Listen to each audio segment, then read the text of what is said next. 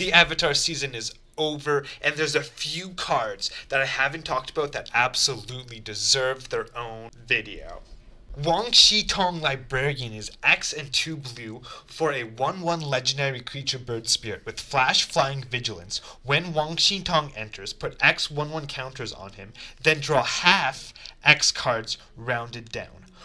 Whenever an opponent searches their library, put a 1/1 counter on Wan Shi Tong and draw a card. So this card is seeing some serious CDH potential, because in that format, there are so many cards that search. Not only are you running the fetch lands, but you're running a billion tutors to get your combo off. And this for 2 mana could sit in the field and just generate card advantage while getting bigger.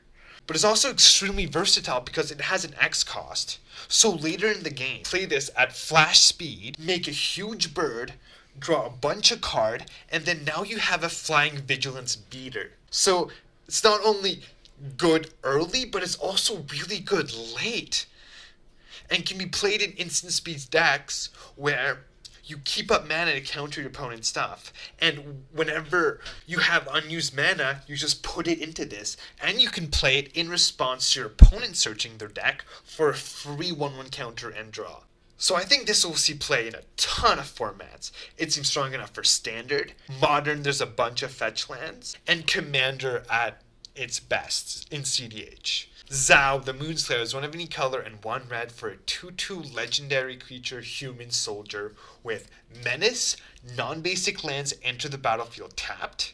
And then you can put 7 mana to put a Conqueror counter on Zhao.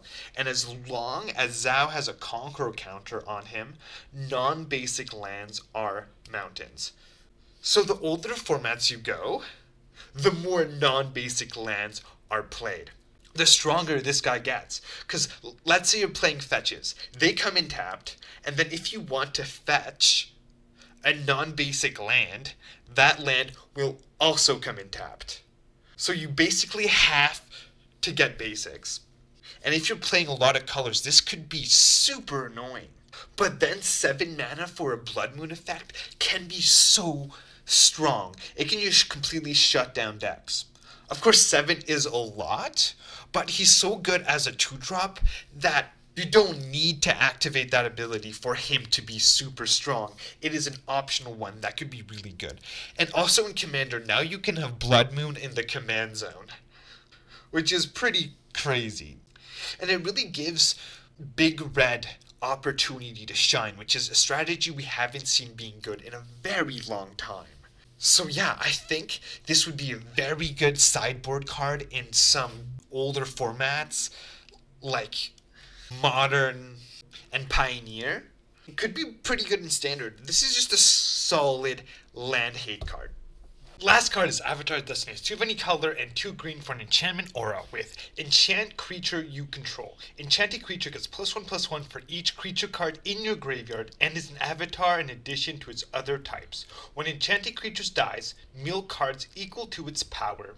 Return this card to its owner's hand and up to 1 creature card milled this way to the battlefield under your control. So if you're playing any graveyard strategy, this can give a ton of buffs. And then when your creature dies, it will mill a ton of cards, which will put even more cards in your grave, giving this more buffs. So it's really a card that completely snowballs out of control. And it could be also really good in a deck that just cares about high power. It becomes a protection spell when that creature dies. You just turn it into something else.